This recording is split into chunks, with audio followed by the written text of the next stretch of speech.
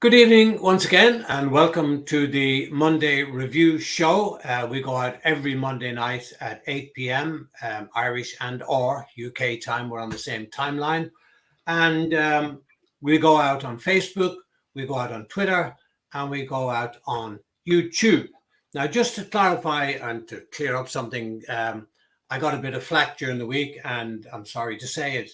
Keith got a little bit as well, but he's got broad shoulders, so he doesn't mind about criticism of referees. Us as former referees criticizing current referees, that's not what we do at all. What we do is try and explain situations that have happened where referees have made mistakes, and they will make mistakes, and they will continue to make mistakes because they are human beings, and human beings make mistakes. That's the way it is. But the question then was sort of elaborated on by several people that, but now they have VAR. How are they still making mistakes when VAR is available? And we will be covering that in tonight's show. We want to kick off a little bit, excuse the pun, the England game during the week against Ukraine, where Harry Kane, very, very well spotted by somebody, had his wedding ring taped up. And was that allowed? And I think it was also mentioned one of the Ukrainian players also had a wedding ring taped up, which is not allowed. So I'm going to let my regular guests get on to that. And very good evening, Keith, and welcome. Good evening. And thanks very much again for joining the show. So, Harry Kane's ring, let's get that out of the way. Taped up. That's very clear. That's illegal in the laws of the game. The IFAB decided correctly that there's a risk of injury to an opponent with a flailing arm, and as a consequence, jewelry is not allowed to be worn, and that includes any form of diamond studs and studs that they now have in the nose and various other places. And what is supposed to happen is, of course, there is a check in the tunnel area, a cursory look at the boots just to make certain those are okay, and of course to look very carefully at the gear in relation to any form of jewelry. So it's not allowed. The referees and match officials have missed it, and therefore again it shows, as referees, the game starts for a referee well before kickoff, in preparation. It's a little bit, if we go back to Jack Taylor, and many of you'll probably not know, but he refereed the the World Cup final, I think in 1970. And after... It was 74. Yeah, 74. And after all the celebrations... Holland and West Germany, I think it was. Yeah, well, after all the celebrations, he stood there in the middle and didn't start the game when everybody wanted it starting because they'd forgotten the corner flags. And the corner flags are mandatory. In a World Cup final. Yeah, here is a World Cup final. I must admit, within a minute, he's correctly awarded a penalty kick. Yeah. And it highlights one learning point for referees, and that is you're switched on well before kickoff. Yeah, absolutely. And you're prepared for everything. And at the highest level, you're managing an event. You've got to ensure the kickoff's taken at the right time, various other things. But certainly, don't take it for granted, for example, that you've checked the nets and then they've gone out to warm up and everything's okay. Get into that habit, even though you've checked them, that before kickoff, your assistants go out with you, having checked the nets probably half an hour before, go and recheck them just to make certain that they're in position. Yeah. There was something I was going to ask you on that issue. Yeah, Keith, the checking of the jewelry and so on, and Harry Kane's in this instance, and we're not pointing fingers at Harry Kane necessarily, it can happen to anybody. Whatever happened to the old procedure of checking boots and things like that in the respective teams' dressing rooms. That doesn't happen anymore, certainly in the Premier League anyway. Well, it doesn't. And I think one of the reasons behind that was that the concern really in relation to the behaviour of players and the way that the linesmen, assistant referees are treated prior to kickoff. And so, I can remember going in with a stud gauge, believe it or not, that the Football League provided. And I had to go in and ask the players to raise the foot. And the trick, of course, was the player to face you, raise the right boot, and you would check it. And then they would turn round and the right boot would be still raised in order to try and small things like that were silly, but they tried to catch you out. Some of them would disappear into the toilet and hope that you missed them. Not that there was anything wrong with the boots, but it was a mandatory check by the Football League at that particular time. And I think there's just it was seen by the clubs, I think, as being petty. And it's one of those things that's drifted. So it becomes a check within the tunnel area. And of course, rarely do you see that. Rarely, you see the assistants on odd occasions checking. But in international games, in European Cup games, there's a 10 o'clock meeting the morning of the match. And a lot of these things are very clearly examined and dealt with well before that lead up to the game. Yeah, that's a good explanation, actually, because standing in the tunnel is the last time that you can check players, etc. And then of course they don't have those meetings in the Premier League, I'm assuming. No. So, but how can they then not have 5 colours on the field of play? How can the goalkeeper be wearing full black outfit and the referee can be wearing full black outfit? Now, my understanding is that in the normal course of events, the away team changes if the two teams are similar. And then as a last protocol, the referee changes if he clashes. So surely the referees can see the goalkeeper in the tunnel. He's in black. The goalkeeper's in black. Hello? No ring, no warning bells? Yeah. I used to just go into the dressing room, knock on the door, probably an hour and a half, because the kit's hung up. And therefore, you catch it very early. Yeah. One of the difficulties, I think, is that sometimes you're seeing the colours in a dressing room area, and then on the floodlight and on the television, there's a change.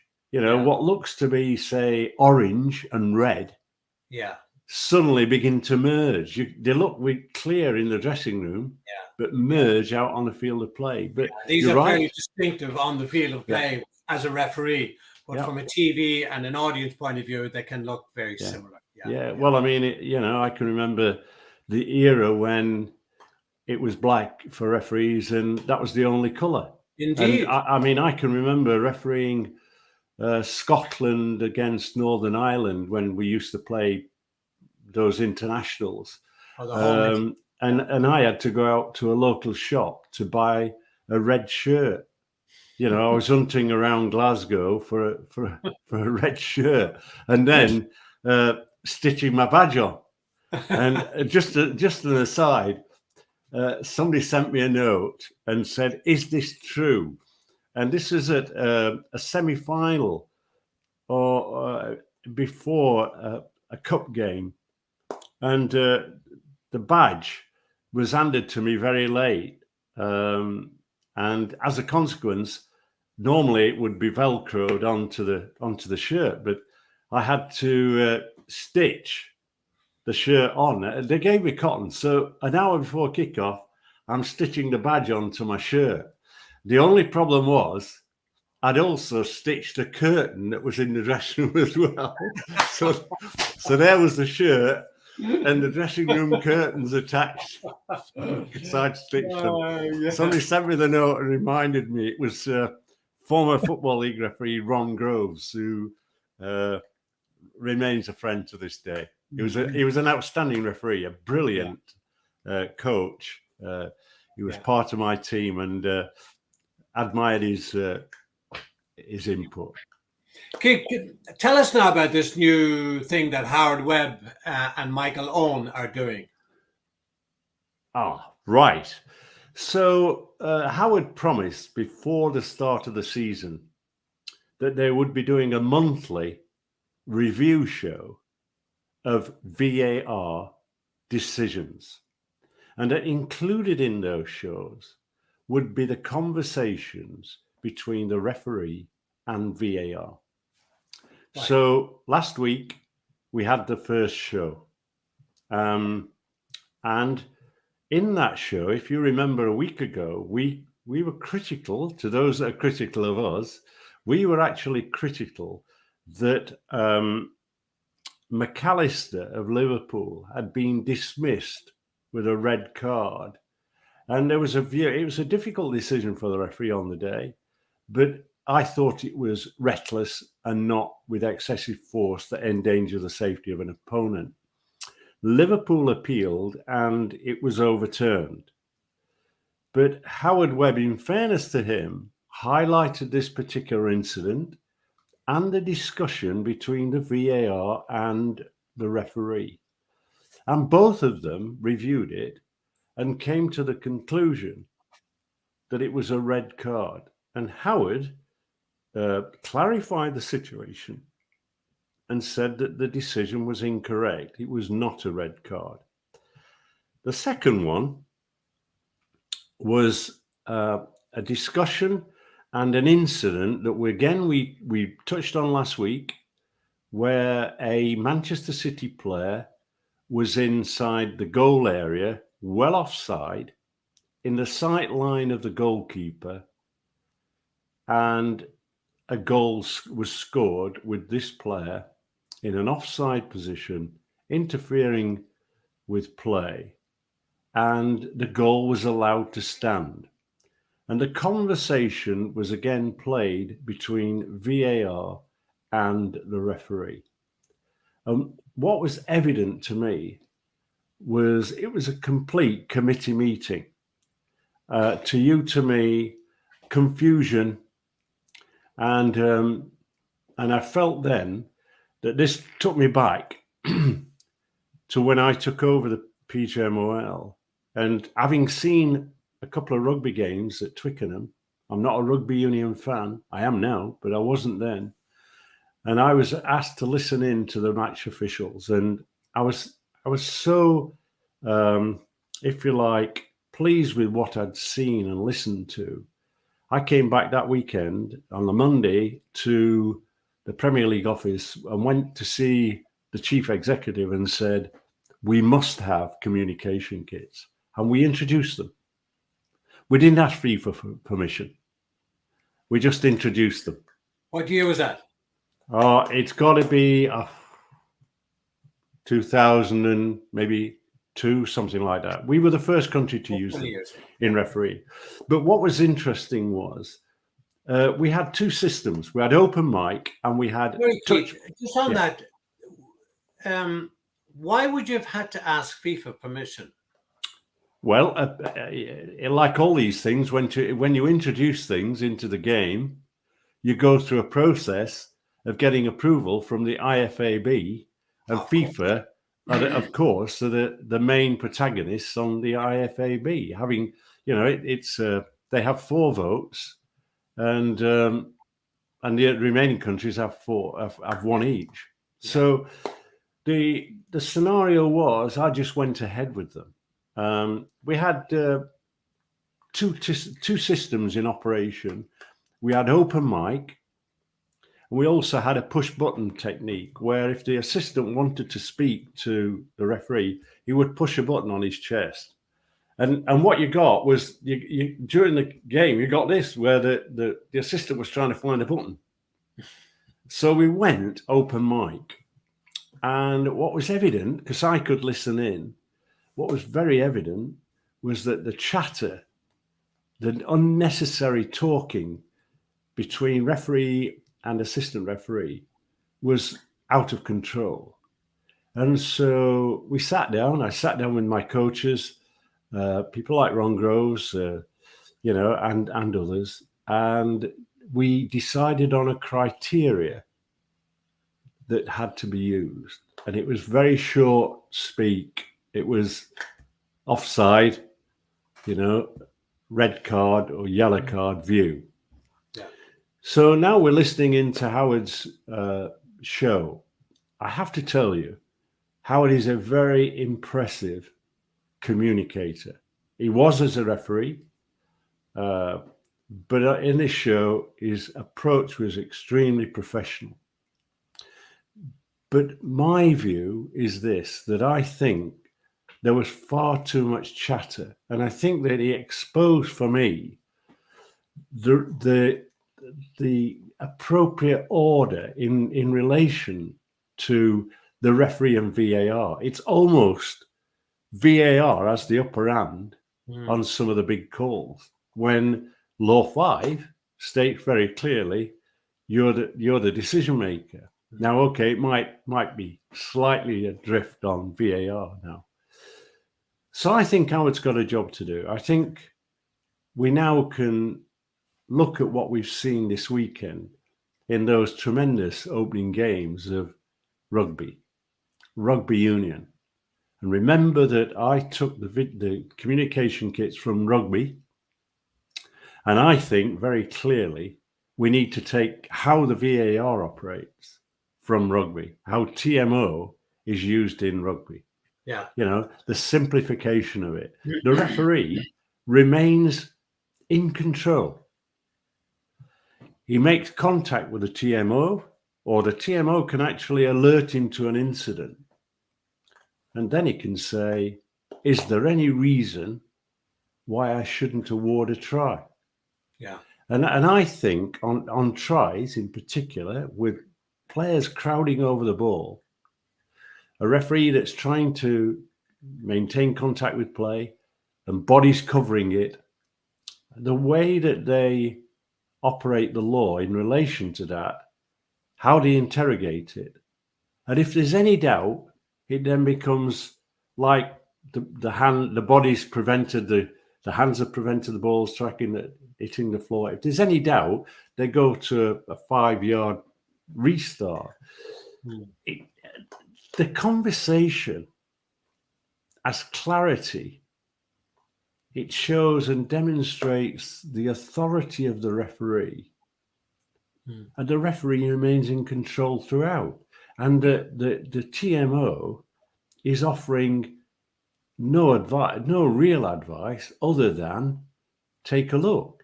And, then we had a situation with the England player where the referee, for a high challenge, awards a yellow card. That's the sin bin.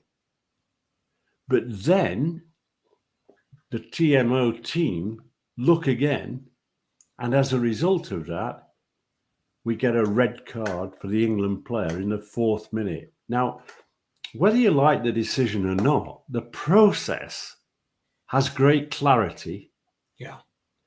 It recognizes in a common sense way the referee is unlikely to have seen that incident, maybe off the ball, or, I've got 3 or 4 cameras here that I can play as TMO and get the right decision.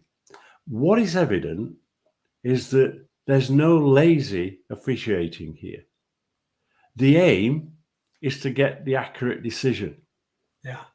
We're not getting that, are we? When the boss of the PGMO, in reviewing the decisions of VAR, is saying 2 of these are incorrect, they're incorrect, not because they didn't see, because it's poor law application.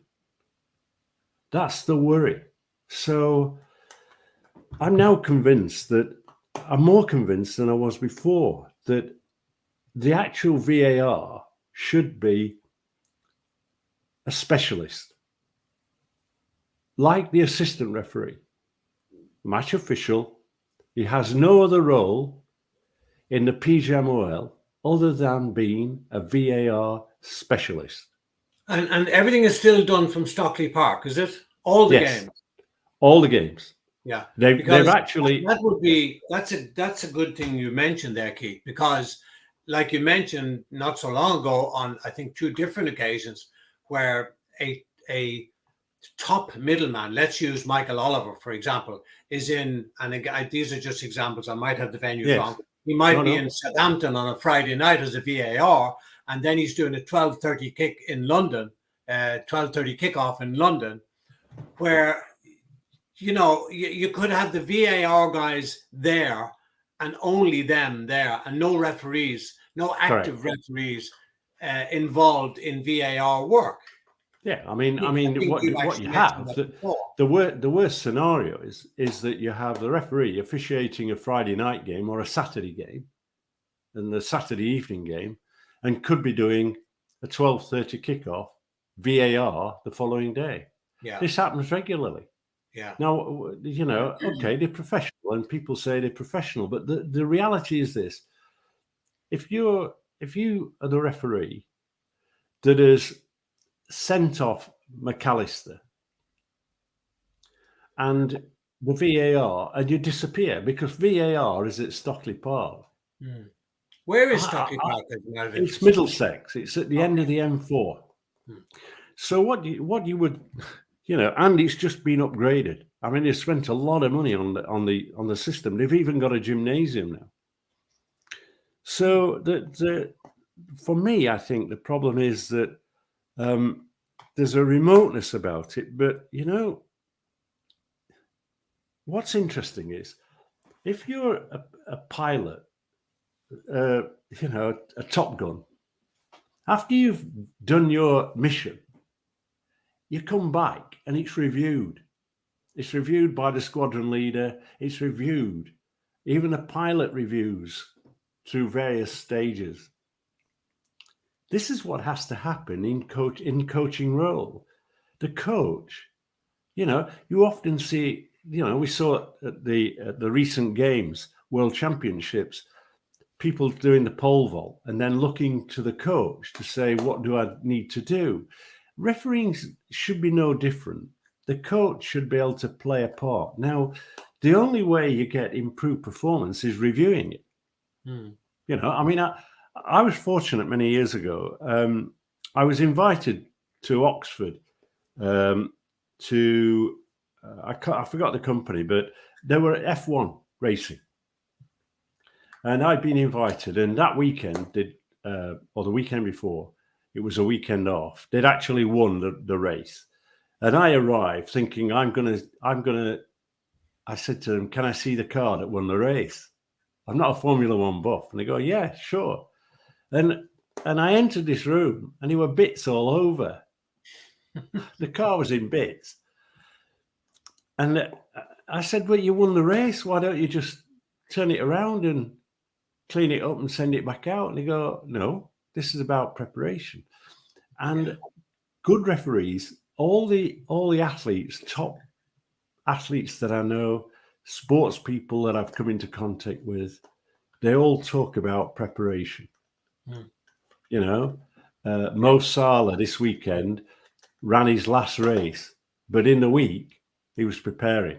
He was doing his runs, and referees and VAR are not reviewing, in my opinion, the incidents. So the point I'm trying to make, and getting long-winded about it, is you make a call on a Friday evening as VAR. And in that review process, that's your drive to Stockley Park, or you're catching the train, however you're getting from, say, the northwest of England to London. That potential decision is, can I have another look? Did I actually get it right? And by the time he's got to Stockley Park or he's got to his game, it's baggage. And you know, from a psychological point of view, you don't want to be carrying baggage into a game. You want clarity, the mind clear, you're on the job and you've got a different task. And I just think that, wake up, PGMOL. You're spending a lot of money on VAR. You're letting yourselves down because the process that you're operating is wrong. Now, somebody said to me when I said this, oh, you're being like, what foundation are you making those comments on? Well, to the listeners of this program, what did they do in the last World Cup? In the last World Cup, they had a specialist panel of VAR operators. Those VAR operators were not assistant referees and referees at the World Cup. They were sat in a room, and every decision that they made thoroughly examined and questioned and reviewed, so that when they went into the next game that they were appointed to, if they were going to be reappointed in that situation, they went into it in a better position, not repeating errors.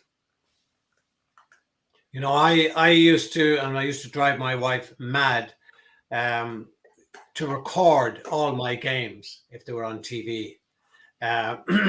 And on the old VHS tapes and the old beta tapes. Then I would go home, and if it was on a Saturday, I'd go through the whole game, the full 90 minutes on the next day, to see where did I make mistakes, if I made mistakes, and I most likely and probably did, but just so that I wouldn't make those mistakes the next time. And I used to say to the referees, if you make a mistake and I point out you should have done this, and if you do that in your next game, you're not likely to have any more than, well, let's exaggerate, many more than 30 mistakes in a whole season. Yeah, that's maybe one per game. And if you can correct all those in the next game, for the following season, you'll be perfect. But you have to look, and you have to see where you made the mistakes, admit that it was a mistake, because a lot of guys are very defensive on this. A lot of referees can be very defensive and can argue and say, no. Say, hold on a minute. I'm telling you, this is what you did wrong. Now you need to correct it. But some guys can be very, very defensive. But if you can make one mistake per game, by the following season, you'll be perfect.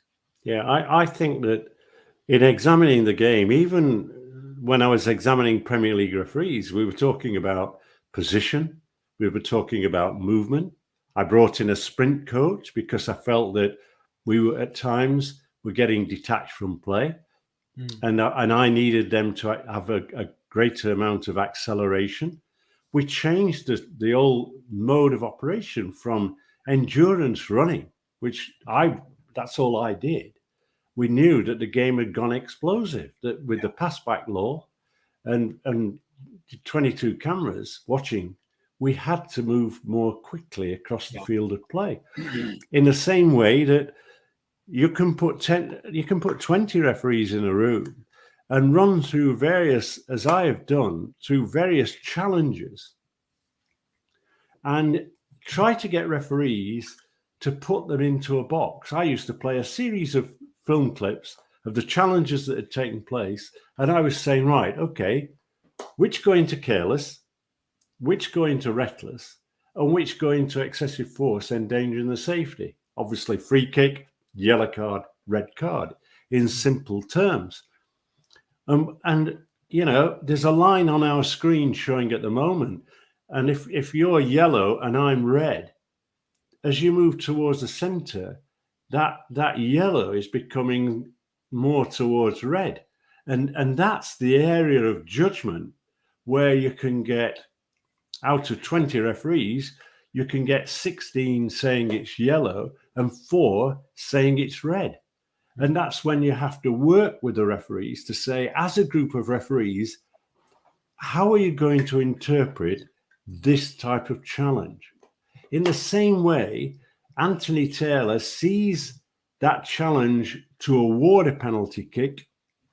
He goes back and reviews the screen and determines it's not a penalty kick. That takes courage because it can affect confidence, but he goes back. And then the question was, if he's overturned the penalty kick, why didn't he give a yellow card for an act of simulation?